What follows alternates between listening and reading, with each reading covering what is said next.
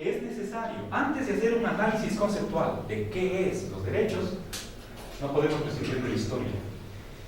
La historia es un estudio que se puede, es un conjunto de hechos que se puede investigar empíricamente. ¿Sí? Ahí está una evidencia observacional de la que tenemos que hacer uso desde la filosofía. ¿Sí? No podemos tratar de definir qué es derecho haciendo caso omiso a la evolución histórica, sobre todo en los textos jurídicos.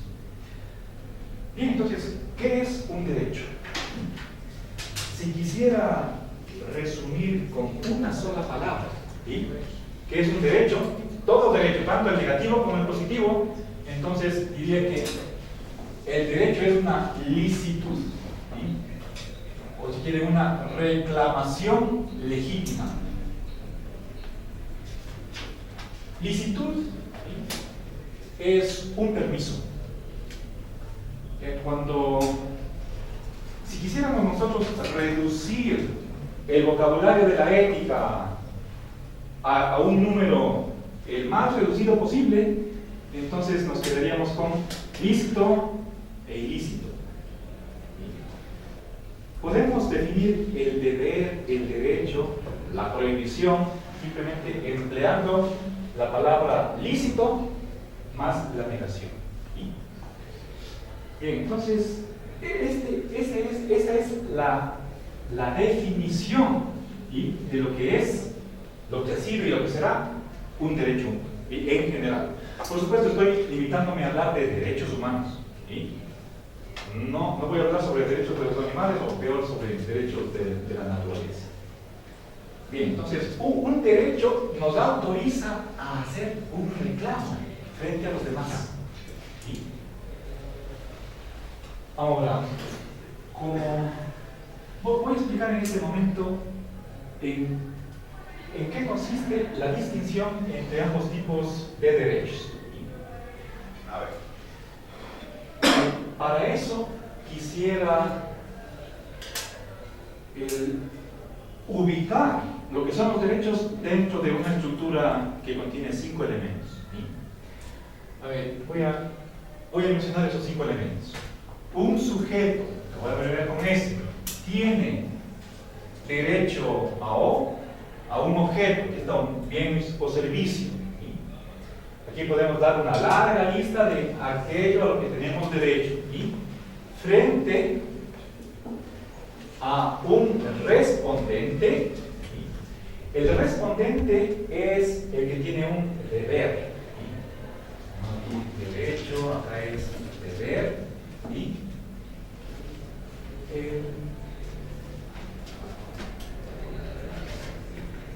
En base a un fundamento, llamémosle F. Este quinto factor que interviene en esta estructura es la razón por la cual tenemos un derecho. Este es mi segundo punto, o el tercero de mi exposición. Y ahí me voy a demorar un poco más. Ok, entonces, si quisiera están aquí 5 elementos. ¿Sí? El sujeto es el portador o el titular. ¿Quién tiene derechos? Aquí es el ser humano. ¿Sí? El segundo elemento se refiere a la naturaleza del derecho. ¿Qué es un derecho por esencia? ¿Sí? Aquí está la definición. Podemos decir que como características suplementarias del derecho, ¿sí?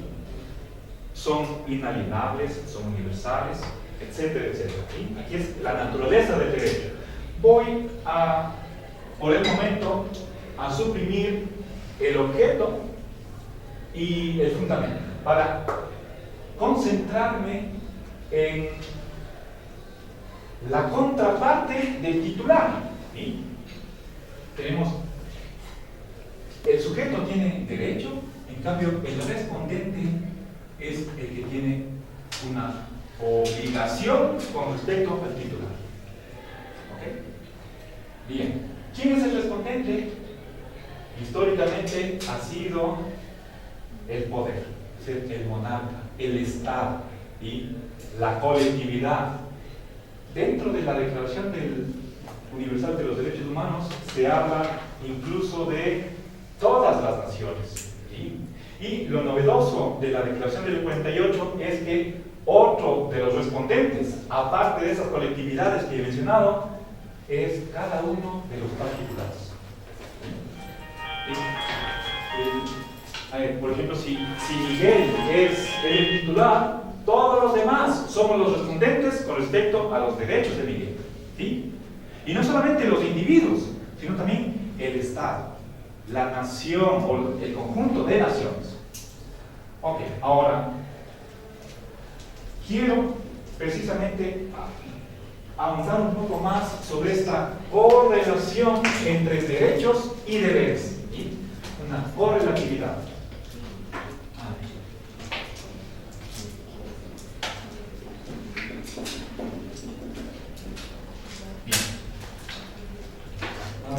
Se puede expresar esta correlatividad de varias maneras, ¿sí? Una de ellas es la siguiente, y quizás es la más débil, la más moderada, y por lo tanto puede ser susceptible de mayor aceptación. No hay un derecho sin un deber correspondiente,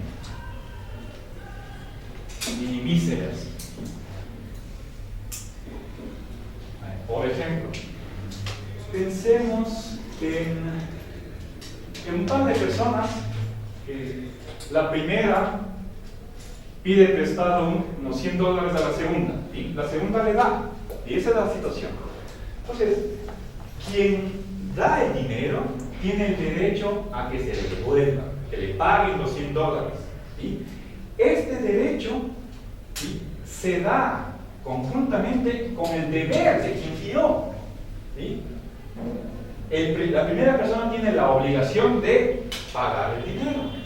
¿Sí? Entonces, son como dos caras de la misma moneda, pero que siempre van juntas. ¿Sí? Dos cosas diferentes. Esto es lo que se llama la bilateralidad. ¿Okay? Hay otro principio que es más fuerte, el de que existe un derecho, sí y solo sí existe un deber. Esto en la lógica clásica significaría identidad. ¿Sí? Este es el bicondicional. ¿Sí? Si hay un derecho, entonces hay un deber, y viceversa. Si hay un deber, por lo tanto, hay un derecho. ¿Sí? Si es que no hubiera lógicas multivalentes, entonces tendríamos ahí la identidad. ¿Sí? En realidad, creo que podemos fortalecer este principio que se llama de mutualidad deóntica para quedarnos en que no son dos cosas diferentes. No es que hay una situación que sea la de que la persona que fía tiene un derecho y por otra parte una segunda situación de que el primero tiene obligación de pagar el dinero. Son una y la misma situación. ¿Sí? Ok. Ahora, pero eso quiere decir que da igual hablar de derechos o de deberes. Es así semánticamente, pero desde el punto de vista práctico sería mejor insistir más bien en los deberes, en las obligaciones. Ahora, por otra parte, esta correlatividad entre derechos y deberes significa que no puede, volvamos acá, no puede haber una persona que goce de un derecho, se haga acreedor a una reclamación si es que no cumple su parte.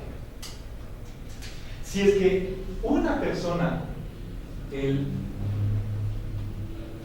no cumple sus deberes, decae en esa facultad de reclamar sus derechos. ¿Sí?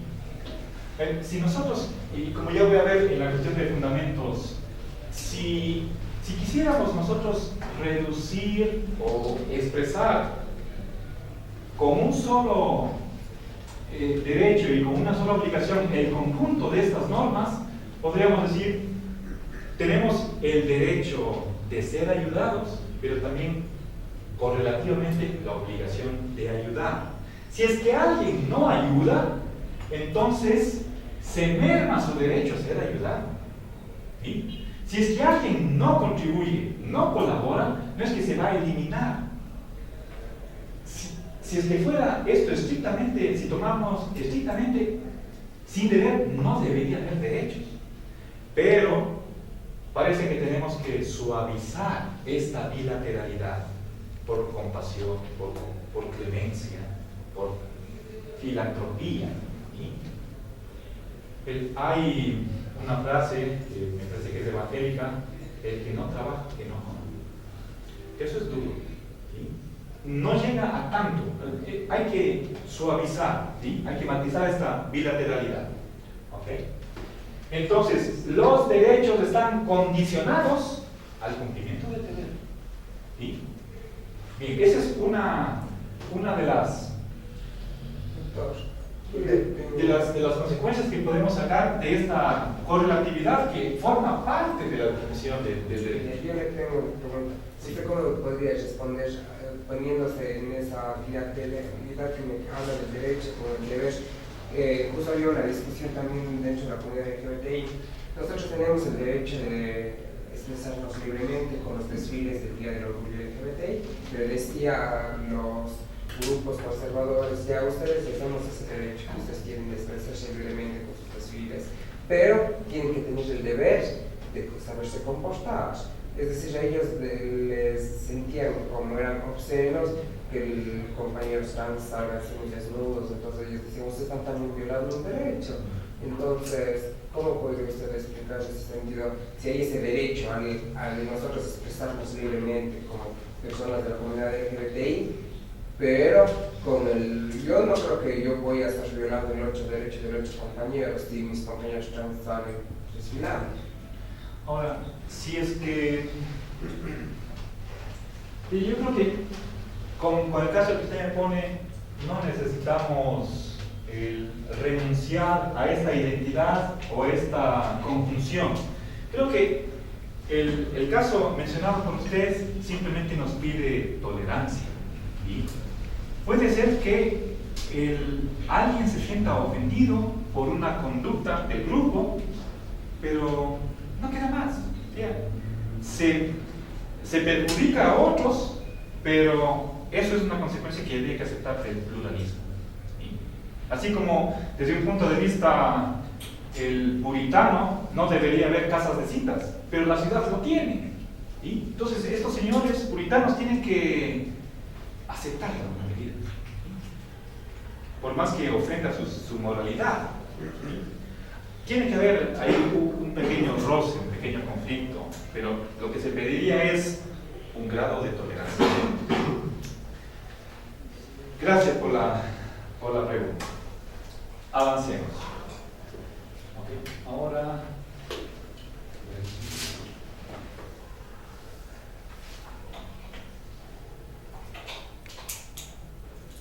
bien, vamos, ha hallado una última idea y paso a la cuestión de la fundamentación.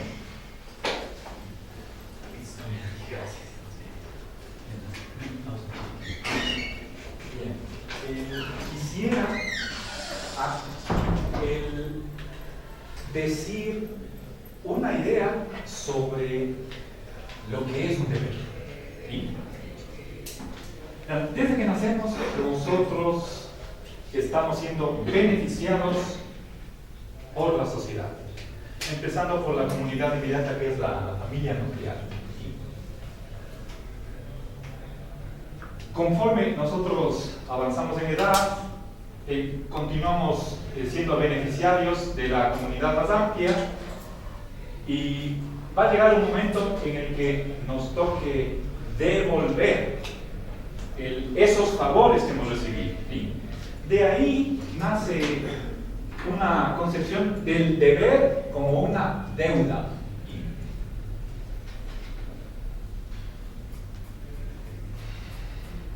Y me parece que esto va en la línea de la equidad, tanto de la justicia, No puede ser que una persona solamente reciba o pida y se le dé, sin que no aporte ella nada.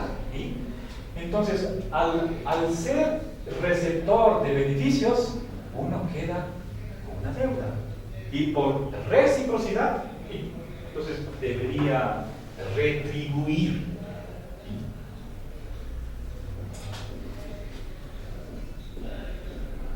O si quieren ustedes, por agradecimiento, que es otra cosa. ¿Sí? Creo que la cuestión es que no deberíamos ser ni egoístas ni altruistas. ¿Sí?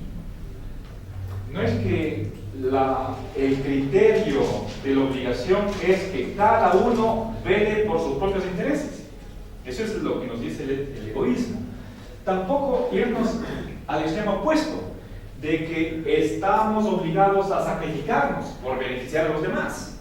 Creo que lo correcto es un mutualismo, ¿sí? Algo recíproco, ¿sí? Ni lo uno ni lo otro, ¿sí? En general, ¿sí? Vayamos por una tercera vía. Bien, entonces, si es que tenemos en cuenta esta cuestión de la reciprocidad, eso es otra razón más a favor de la correlatividad entre deberes y derechos. ¿Sí? Ahora, voy a pasar a la tercera fase de mi exposición, la cuestión de los fundamentos. ¿Por qué tenemos derechos?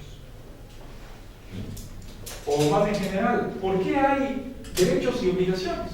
¿Por qué tengo derechos? ¿Sí? La razón, en el fondo, es la misma.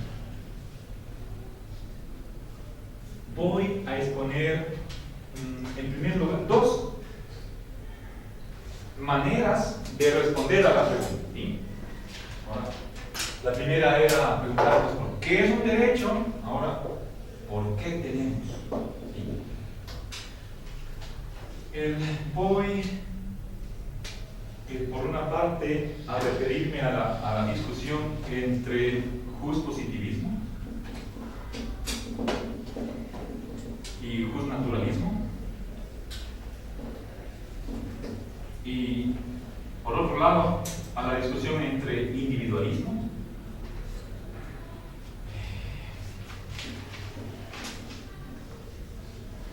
y una visión más bien colectivista. Bien, en este momento les pido que hagamos un cambio de significado en la palabra positivo. ¿Sí? Cuando hablo en este momento en la cuestión de los fundamentos de derechos positivos, estoy empleando la palabra de modo diferente a aquel de la primera parte de la exposición. Derechos positivos en este segundo sentido significa derecho opuesto. ¿Sí? La palabra positivo, positum, viene del verbo poner, pon, ¿sí? Puesto. Eso es positum. El verbo es pono, pones, ponere, posuit, positum. ¿Sí? Esta forma verbal en latín se conoce como el supino y corresponde al participio pasado en español. ¿Sí? Eso es, se traduce por puesto, derecho puesto. Eso etimológicamente. ¿Qué significa en términos más sencillos? ¿Sí? Según esta corriente, que es simplemente el positivismo de Augusto Comte aplicado a la jurisprudencia, a un problema de filosofía del derecho. ¿Sí? Es como una especificación de una corriente filosófica más general. ¿Sí? Está relacionada con la experiencia, con el rechazo de la metafísica. ¿Sí? Recuerden, Augusto Comte. Bien, entonces, para los positivistas, o los, más en concreto los justpositivistas, los derechos, por definición, son el resultado del decreto de una autoridad.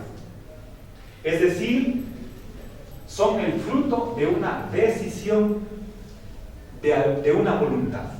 ¿Sí? Puede ser voluntad de una persona o de una colectividad, como por ejemplo una asamblea constituyente. o una asamblea, un congreso. ¿Sí? Es decir, detrás de esos derechos está una resolución de alguien. Incluso en sentido estricto podría ser la decisión de Dios. ¿Sí? Si es que interviene Dios, entonces Él tiene una voluntad. ¿Sí? Entonces, los derechos aquí se relacionan con una voluntad. ¿Sí? El derecho tiene algo que ver con la voluntad de una persona. ¿Sí? En cambio, para la posición justnaturalista, la base de los derechos no es no tiene su origen en una autoridad, sino en la naturaleza humana.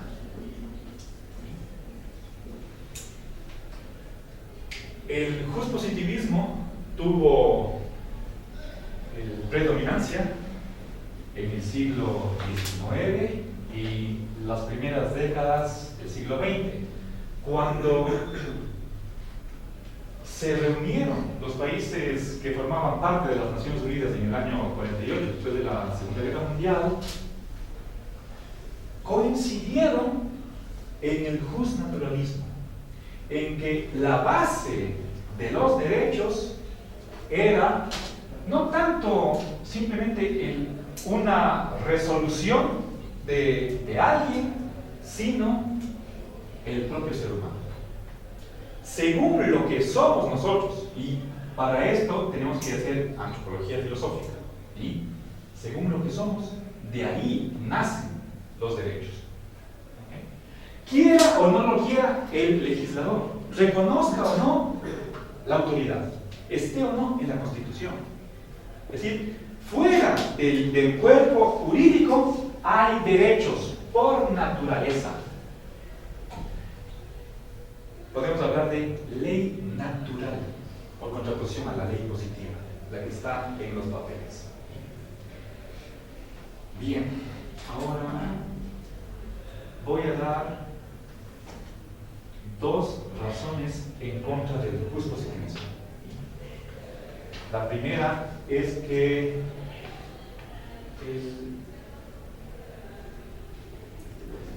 no puede explicar la existencia de deberes precontractuales. La primera objeción no explica la existencia de un deber precontractual.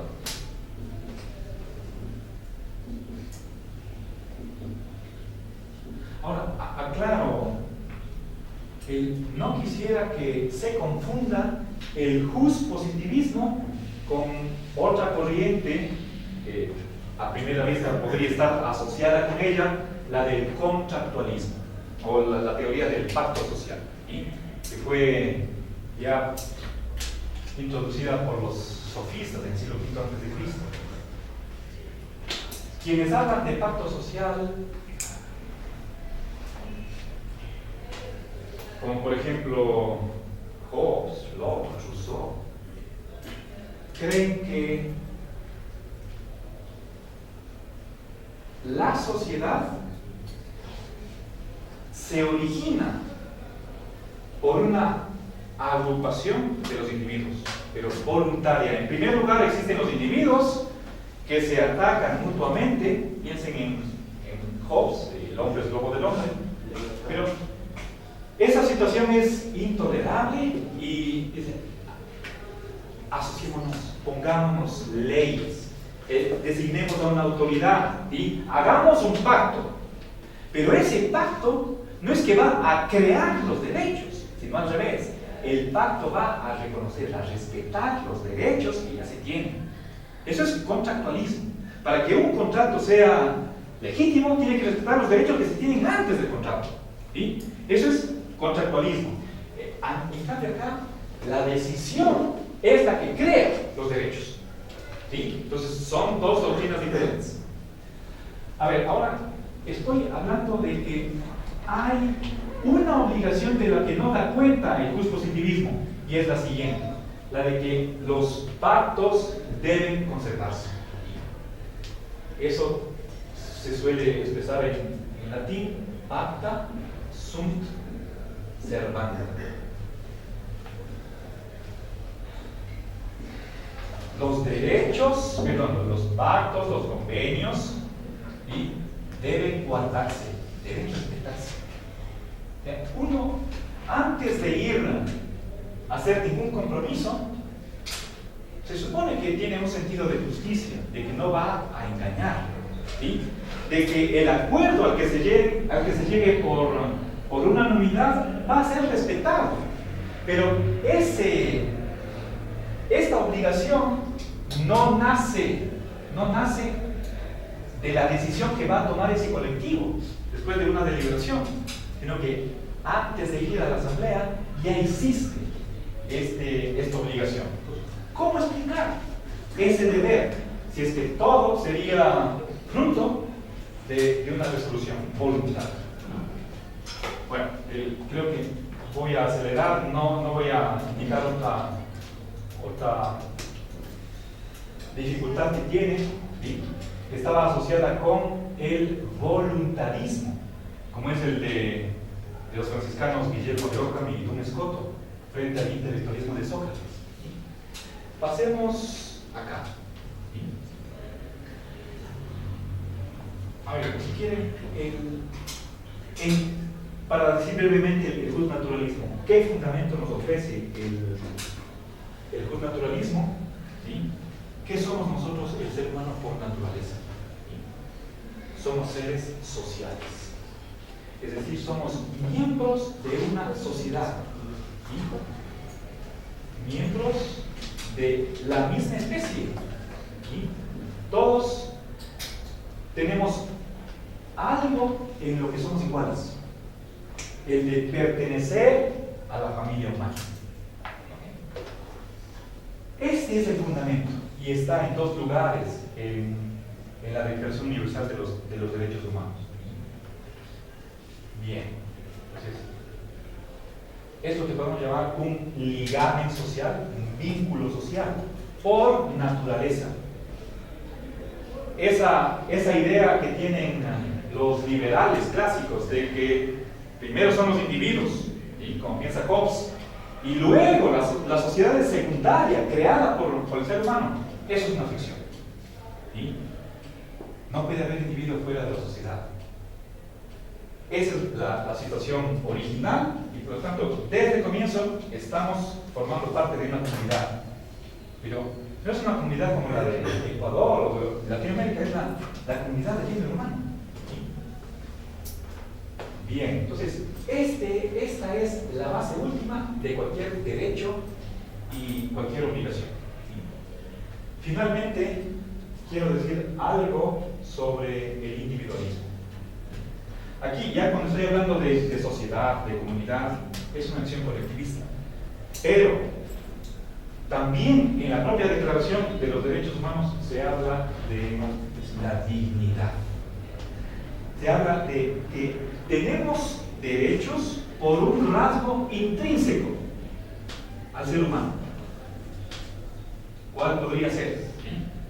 Ahora, aquí voy a distinguir, y con esto termino, dos subcorrientes dentro de esta concepción que Lorenzo Peña la llama ecológica. Una visión personalista y otra que es personal y otra es antropológica. La diferencia la conocen ustedes. Según el personalismo, el ser humano es simplemente alguien que tiene voluntad e inteligencia. ¿Sí?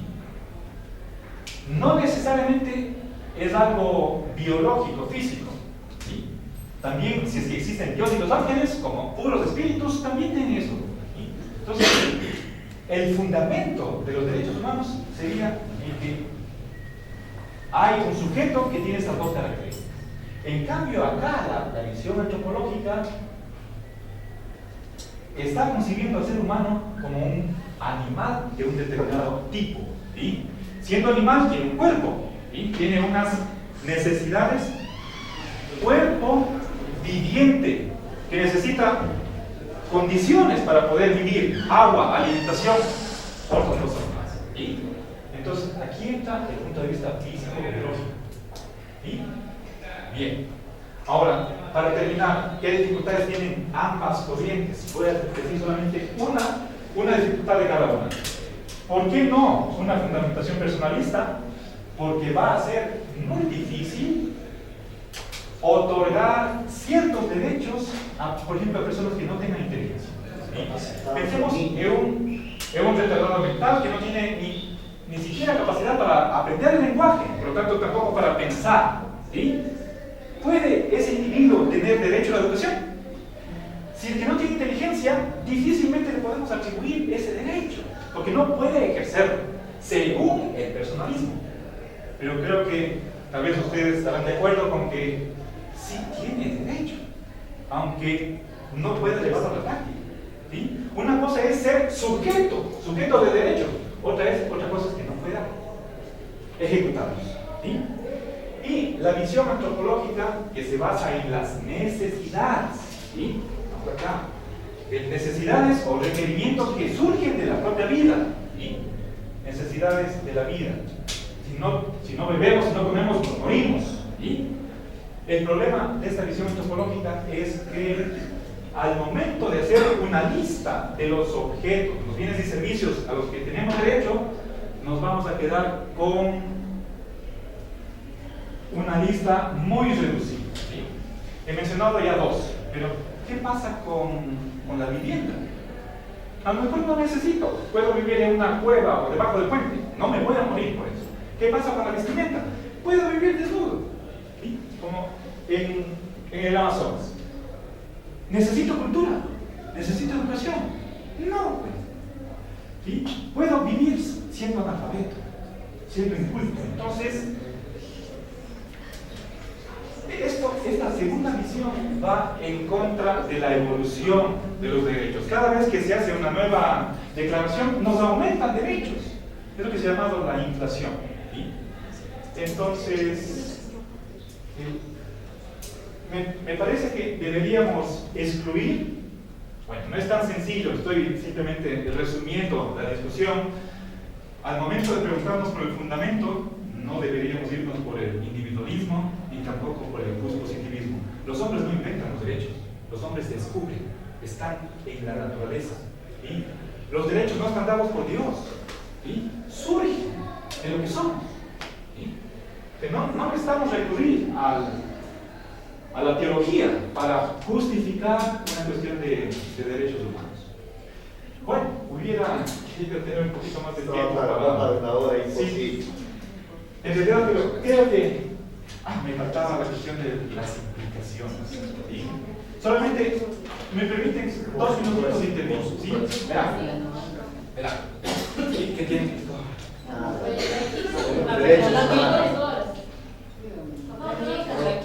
No, pero yo sí tengo. No les tomo más de unos 3 minutitos. ¿Sí? Verá. Último punto. Consecuencias de esta correlatividad entre derechos y deberes. Es el principio del no impedimento. ¿Sí? Si voy a borrar esta parte de aquí, desde los fundamentos. Bien, si ese tiene derecho a O, entonces el respondente tiene una obligación en particular. R no puede impedir que S acceda a O. Que el sujeto titular del derecho acceda a aquello a lo que tiene derecho. Okay, por ejemplo, derecho a la movilidad, libre movimiento, y, por ejemplo, a caminar por la vereda. Los demás A los demás no le es lícito, no me pueden prohibir que yo camine libremente. ¿Sí? No se me pueden poner al frente. ¿Sí? Ese es un lado. No vamos a estar ahí luchando. Bien, fíjense que aquí estoy hablando de un derecho positivo. En cambio, la obligación de los demás es simplemente de no impedir, no obstaculizar, no interferir, ¿sí? Para que realmente este titular goce, disfrute de aquel objeto al que tiene derecho. Eso se llama principio de no impedimento. Ahora, de ahí se siguen dos consecuencias. ¿Qué pasa con el derecho a la salud o a la educación? Si es que una clínica privada, ¿sí?, me cobra 300 la noche, tengo que pasar 15 días, no me va a alcanzar el sueldo básico. Si es que el colegio para la pensión de cada hijo me cobra 180, y eso no es el más caro de la ciudad, y tengo 2 hijos, ¿qué puedo hacer? ¿Sí? Entonces, cuando la empresa privada, con esos costos de servicios, está impidiendo el acceso a la gran población para que disfrute de salud y educación. Si es que se da eso y realmente reconocemos que hay esos derechos que son reales, verdaderos, entonces alguien tiene que sustitutivamente ofrecer esos servicios, el Estado. ¿Sí? Ahí está la justificación de que el Estado debe prestar servicios públicos, debe intervenir. Caso contrario, si es que estos derechos no se hacen realidad efectivamente, entonces no hay derecho. No hay legitimidad en la sociedad. Una cosa es que estén reconocidos en el papel, pero en la realidad. ¿Sí? Eso fue el reclamo que hizo un compañero de ustedes. ¿Sí? No ganamos mucho con que estén escritos con bonita letra en la Constitución, pero en la vida práctica nada. ¿Sí? Entonces, esa es una consecuencia y finalmente iba a hablar sobre la propiedad privada, pero ya, eso. Sí, les agradezco. Muchas gracias. Muchas gracias.